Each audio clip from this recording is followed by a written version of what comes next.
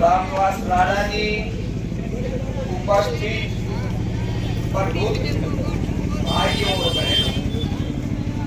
भाइयों, चुनाव का युद्ध प्रारंभ हो चुका है। इस चुनाव में एक तरफ धन और सत्ता का अहंकार चुनाव लड़ रहा है। जो लोग लोकतंत्र को अपना दास मानते हैं और जो उद्योगपति और सत्ता में बैठे लोग जनता की भावना के साथ खिलवाड़ करके लोकतंत्र का मजाक बनाना चाहते हैं। दूसरी तरफ किसान का पसीना, मजदूर का मेहनत और आम व्यापारी की कमिटमेंट चुनाव लड़ रही है। माननीय राणा जी किसान का प्रतीक है, मजदूर का दर्द है, आम व्यापारी की आवाज और युवा और महिलाओं की आशा है। तो आवश्यकता इस बात की है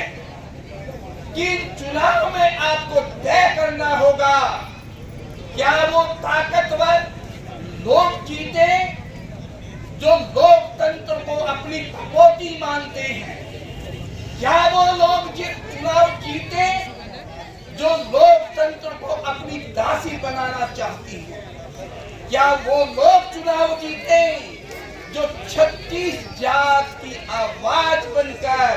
आम गरीब का दर्द महसूस करते हैं। यदि भाइयों आपने अपने दर्द का निवारण करना है, यदि आपने अपनी समस्याओं का समाधान करना है, यदि 36 जात के लोगों को सामाजिक न्याय देना है, तो आवश्यकता इस बात की है कि कांग्रेस के प्रत्याशी माननीय रामनिवास राणा के पक्ष में अधिक से अधिक मतदान करके सामाजिक न्याय की अलख जगाने का काम है। रामनिवास राणा, रामनिवास राणा, कुमारी साजा, 10 सालों का इतिहास आपको कभी माफ नहीं कर पाएगा, क्योंकि आपने पिछले 10 सालों में जुल्म सहा है, अन्याय सहा है, दर दर की ठोकरें खाई हैं, लेकिन आपकी समस्याओं का समाधान कभी नहीं हो पाया। आपने नगर पालिकाओं में, नगर निगम में चक्कर लगा कर जवानी बुढ़ापे में बदल दी, बच्चों ने अपनी जवानी बदल दी, महिलाओं ने घूम घूम कर अपनी जवानी समाप्त कर दी। लेकिन इस गूंगी बहरी सरकार के कानों में आज तक ये बात नहीं आ पाई कि जनता तड़ा रही है, जनता आपके अत्याचारों से बेबस हो चुकी है, इनको न्याय मिलना चाहिए, लेकिन नहीं मिल पाया। तो भाइयों, खुद आपको जागना होगा, समय आ चुका है जागने का। जागिए और एक एक वोट कांग्रेस के पक्ष में दीजिए। आपको मैं एक नई बात बताना चाहूंगा, आपको शायद ध्यान हो, माननीय राहुल गांधी जी का एक ही सपना है, ध्यान से सुन लो, और इस सपने को साकार करने के लिए आप पढ़ ले लो, कृत संकल्प ले लो और अपनी गांठ बांध लो, ये हम सपना पूरा करके माननीय राहुल गांधी जी संसद और संसद से बाहर क्या कहते हैं